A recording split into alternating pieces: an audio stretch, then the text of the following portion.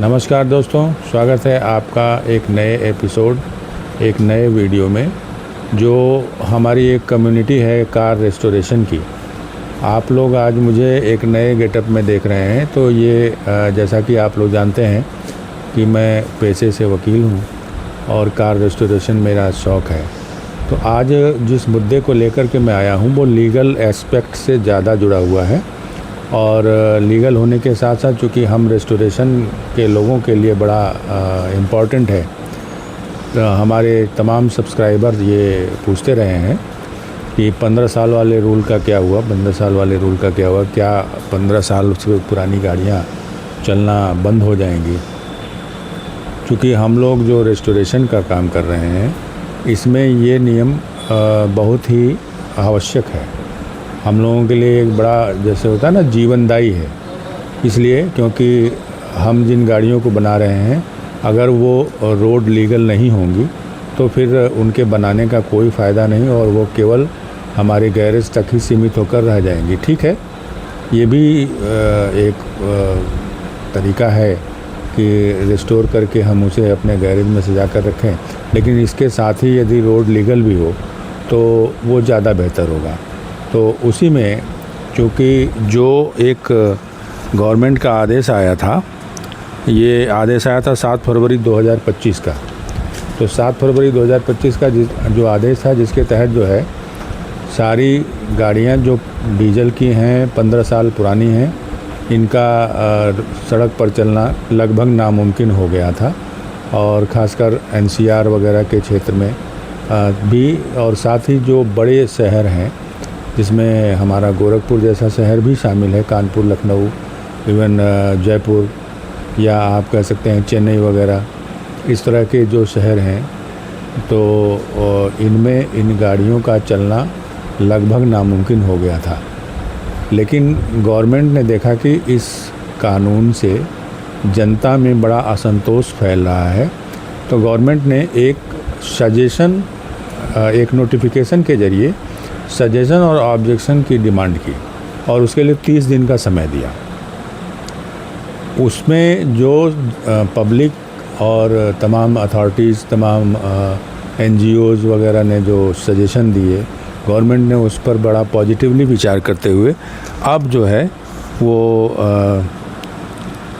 20 अगस्त 2025 यानी कि नेक्स्ट ये जो अभी 20 बीता है, 20 अगस्त 2025 को नोटिफिकेशन के ज़रिए रूल में बदलाव किया।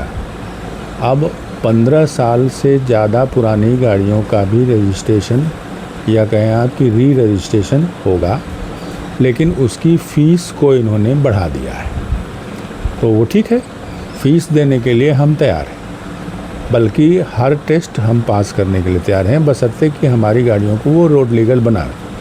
जैसे मान लीजिए अभी ये हमारी एम्बेसडर है या प्रीमियर पद्मिनी, जो लगभग 22 साल पुरानी हो चुकी है। एम्बेसडर तो खैर अभी रोड लीगल है, ये अभी 2029 तक वैलिड है, इसका फर्स्ट रजिस्ट्रेशन ही।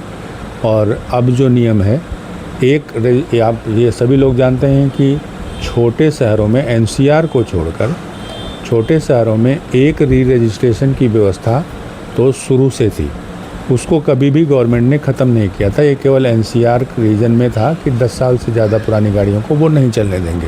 डीजल, पेट्रोल गाड़ियों को 15 साल, वहाँ पे कोई भी रजिस्ट्रेशन नहीं मिलना था। ये दिल्ली और एनसीआर का मामला था। लेकिन छोटे शहरों में या रेस्ट ऑफ द इंडिया में ये चीज़ लागू नहीं थी, वहाँ पर एक री रजिस्ट्रेशन था। अब जो बात आई है वो आई है कि व्हीकल्स ओल्डर देन 20 ईयर्स। अब आप देखें इसमें जो आया है वो है renewal of certificate of registration for the motor vehicle older than 20 years from the date of first registration. यानी कि पहले रजिस्ट्रेशन के तिथि से 15 साल से ज़्यादा, 20 साल से ज़्यादा पुरानी जो गाड़ियां हैं उनके रजिस्ट्रेशन की क्या व्यवस्था गवर्नमेंट ने दिया है, वो दिया है। वो उन्होंने एक कॉलम बनाया हुआ है पूरा।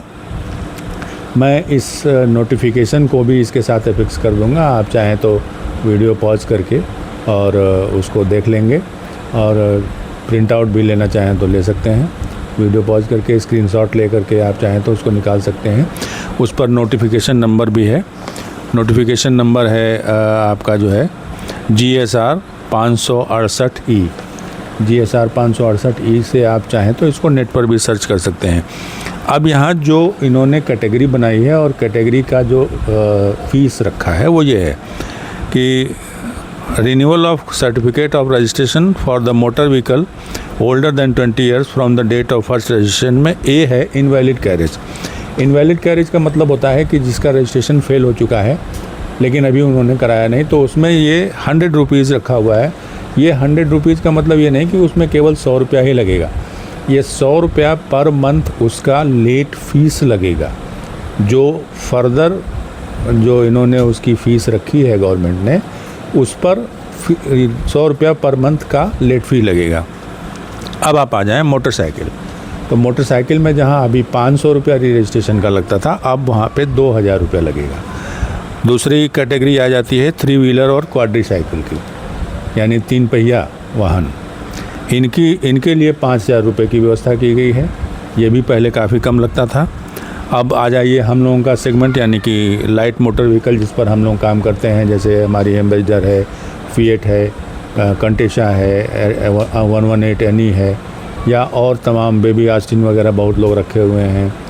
तमाम तरह की गाड़ियां जो हैं वो इस लाइट मोटर व्हीकल के कैटेगरी में आती है। लेकिन यहाँ पर थोड़ा सा डिफ़र है।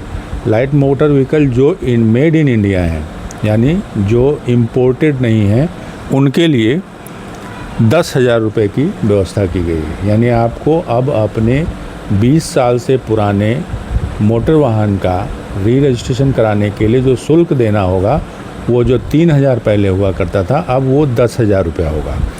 तो ये हमारे लिए एक राहत की बात है, खुशी की बात है कि जो गाड़ियों का हम रेस्टोरेशन करेंगे वो री रजिस्ट्रेशन होकर के 10,000 रुपया ही लगे, लेकिन वो रोड लीगल होगी। और अगर हम कहीं उसको लेकर जाते हैं तो वो हमें कहीं रोका नहीं जाएगा, परेशान नहीं किया जाएगा, हमारा पेपर वैलिड होगा। उसके बाद कैटेगरी आती है इम्पोर्टेड मोटर व्हीकल्स 2 और 3 व्हील्ड। वो गाड़ियाँ जो 2 और 3 यानी जो बाइक्स जो विदेशों से मंगाई गई हैं, इंपोर्ट की गई हैं, उन पे 20,000 रुपया लगेगा। और जो 4 पहिया वाहन इम्पोर्टेड हैं, इम्पोर्टेड मोटर व्हीकल्स 4 और मोर व्हील्ड, इन पे 80,000 रुपया लगेगा। ये थोड़ा ज़्यादा है लेकिन ठीक है। जो गाड़ियाँ करोड़ों में इंपोर्ट हुई हैं उनके लिए 80,000 रुपया, उनको अपने पास रखने के लिए 80,000 रुपया कोई बहुत बड़ी भी कीमत नहीं है। और कोई ऐसा वाहन जो इस लिस्ट में नहीं शामिल है, उसके लिए इन्होंने 12,000 रुपये की व्यवस्था की है। एक चीज़ और लिखा हुआ है जो नोट में है कि ये जितने फ़ीस हैं ये सभी GST एक्सक्लूडेड है। GST इसके ऊपर लगेगा। तो GST जोड़ करके आप समझ लें कि 10,000 पे अगर 28% ये रखते हैं तो